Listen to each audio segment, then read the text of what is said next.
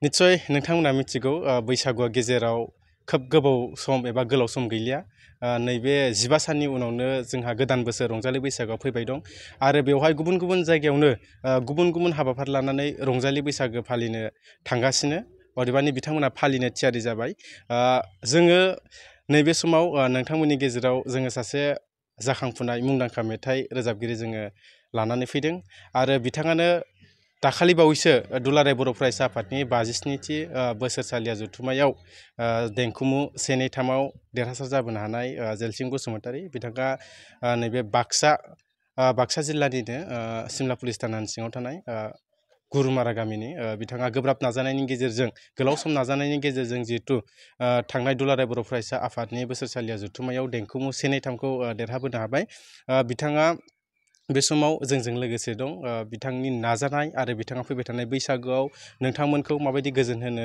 थियारि जादों बेनि सायाव जोङो मिथिना लागोन नोंथांखौ जोंनि बड'लेण्ड बुब्लियाव बरायबाय आरो बे समाव जोङो नोंथांनिफ्राय मिथिना लागोन जे नोंथाङा थांनाय दुलाराय बर' फरायसा आफादनि जिथु देंखोमु 1-2-3 आव देरहासारगिरि महरै देरहाबोबाय माबायदि गोजोननाय मोन्दों माबायदि अनुभब खालामदों फोरमायनो हागोन नामा खुलुमबाय आंनि मुङा जेलसिं बसुमतारी आं गुरुमारा गामिनि आं जोबोद गोजोननाय मोन्दों मानो होनोब्लाथाय आं गोबाव समनिफ्रायनो 10 बोसोर सिगांनिफ्रायनो आङो बे देंखोमु 1-2-3 खौ देरहासार जानो थाखाय हाजार बार नाजाबोदोंमोन आङो खेबफ्रोम बोसोरावनो थाङो अबेबा बोसोराव जिल्लायाव गायो अबेबा बोसोराव बिदिनो सेन्ट्रेलाव गायो बेबायदिनो नाजा आङो जेनेबा देग्लायनि 2025 मायथाइनि बे देंखोमु 1-2-3 आव आं देरहासार जानो हाबाय बेनि थाखाय आं जोबोद गोजोननाय मोन्दों आरोना आंनि जिउआव सबसे गोजोनसिननाय सम बुब्लि होनोबाथाय आं बेखौनो बुंना लायो नोंथाङा जितु 1-2-3 आव देरहानो थाखाय नोंथाङा माबायदि स्ट्रागल खालामबोदोंमोन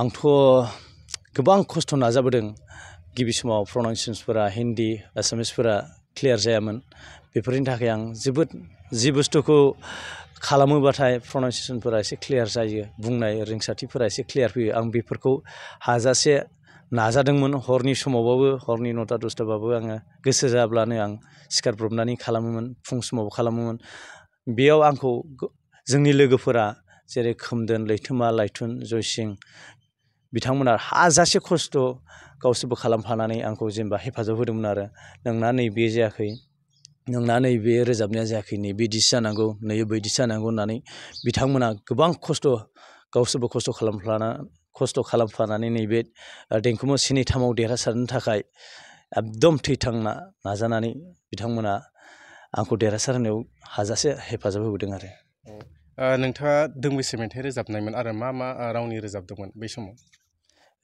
आंथ' गिबियाव थिखानानै होनाय मेथाइ गावसोर 10टा ना 11टा मेथाइ थिखानानै होनाय दंमोन बेनिनो आङो नों सिमां रानिखौ रोजाबदोंमोन बेनि उनाव खुगा मेथाइ दोंसे खुगा मेथाइया जाबाय आबादारि मेथाइ बेखौ आंखौ रोजाबनो होदोंमोन बिनि उनाव नीलेश्वर देंखो बिनि उनाव हिन्दी एसामिस आरो बागानिया मेथाइ रोजाबदोंमोन जितु नोंथांनि बे देरहासारनायनि आन्दोआव नोंथांखौ हेफाजाब होग्राफोरनि सायाव नोंथाङा मा फोरमायगोन आंखौ नैबे देंखोमु 1-2-3 आव देरहासारनायाव हाजासे मदद होनाय जोंनिनो केसि सिमला मिउजिक स्कुलनि गाहाय गोरायुं सानसुमा गयारी सार आरो गपाल बर' सार असुर उजिर सार फैलाजे बरगयारी सार मेन्डेला सार सोरां सार दाब्ला सार आरो जोंनि गासै लोगोफोर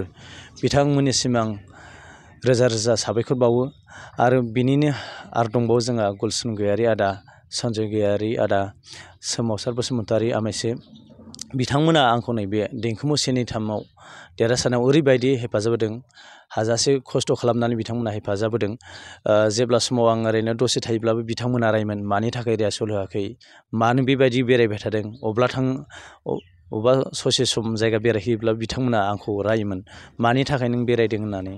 बिथांमोना देंखो मु सेनिथामाव देरहासारनो थाखाय एकदम देरहासारथारनांगौनि थाखाय थैथां बिथांमोना नाजानानै आंखौ जोबोद हेफाजाब होदों।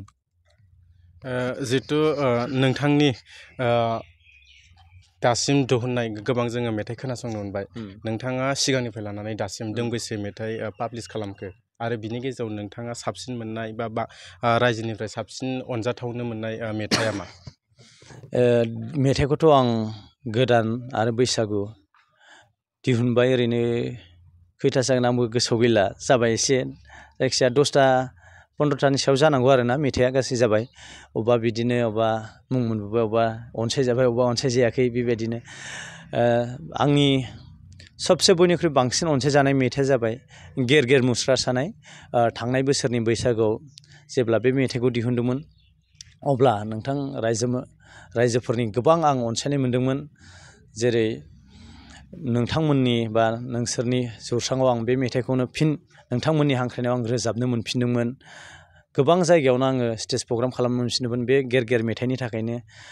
आसा खालामदों देग्लायबो आरो बेबायदि नोंथांमोना हांख्रायबावगोन, बे गेर गेर मेथाइजों रंजाबावगोन होननानै आं मिजिंथिदों। आरो देग्लाय बोसोराव आङो दोंसे गोदान आरो बेबायदिनो देमसि मेथाइ लाबोबावदों।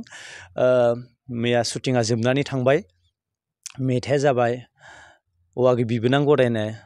अ आगै बिबोनां गदाय देग्लाय बोसोराव माबायदि सना नांगौ नोंनो, बेबायदि आरोना मेथाइआ।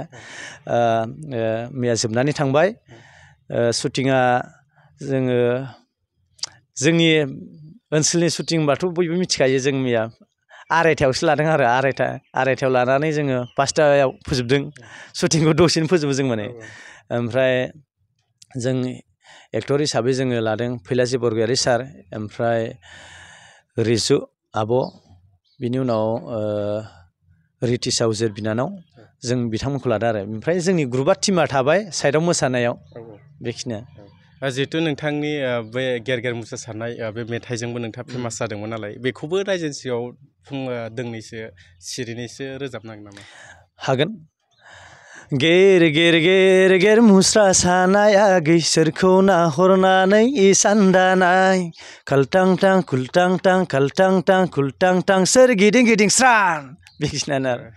जिहेतु बे मेथाइजोंनो नोंथाङा फैबाय थानाय बैसागुआवबो माबायदि थियारि जाखो? जिहेतु नोंथाङा गुबुन गुबुन बैसागु मेथाइ रोजाबखाबाय आरो थियारिबो जाखाबाय, रायजोफोरनि सिगाङाव नोंथाङा माबायदि पारफर्मेन्स खालामहैनो नोंथाङा साखाफारा? आंथ' गुबुन गुबुन मेथाइनि जिखिनिफोरा जोंनि जौस्राङाव सोलियो, गुबुन गुबुन रावनि मेथाइफोरा, बेखौ अलरेडि रेडि खालामनानै लाबाय। लोगोसेनो आंनि बे गेर गेर मेथाइ आरो फैबाय थानो गोनां बिबोनां गदाय बे मेथाइ, बे आरो गुबुन गुबुन जोंनि मेथाइ रोजाबगिरि मानगोनां सार बिथांमोन, मेडाम बिथांमोननि बैसागु मेथाइ, बेफोरखौ लानानै आङो जेनेबा देग्लायनि नोंथांमोननि जौस्राङाव गाजा गोमजायै मेहेर गोनांसिन खालामनो थाखाय रेडि जानानै दं। नोंथांमोना हांख्रायनो हागोन, जायफोर बिथांमोना आंखौ नोंथांमोननि जौस्राङाव मोननो लुगैदों, नोंथांमोना आंखौ आंनि कन्टेक्ट नाम्बाराव कल खालामबानो मोनगोन। आंनि कन्टेक्ट नाम्बार जाबाय 600009448226, आरो आं खेबसे बुंबावदों 600009448226। बेनो। आसा खालामदों देग्लाय बोसोरावबो नोंथांमोननि हाजासे अननाय मोनगोन, अनसायनाय मोनगोन होननानै आं मिजिं थिनानै दं। गोजोन्थों। गेर गेर मुस्रा सानाय, नै आगै बिबोनां गदाय आरो गुबुन गुबुन मेथाइजों, गुबुन गुबुन रावनि मेथाइजों जेलसिं बसुमतारिया फैबाय थानाय बैसागुआव नोंथांमोनखौ रंजाहोनो थाखाय थियारि, बे समाव जोङो मिथिनानै मोनबाय आरो बिथाङा जोबोद गोजोननाय मोन्दों। दुलाराय बर' फरायसा आफादनि 52थि बोसोरसालिया जथुम्मायाव देंखोमु 1, 2, 3नि बिथाङा सासे देरहानायनि उनाव बिथाङा जोबोद गोजोननाय मोन्दों। आरो बे समाव नोंथांमोना जोंनि बड'लेण्ड बुब्लिनि गेजेरजों बिथांनि सोमोन्दै गोबां मिथिना लानो हाबाय। गोजोन्थों।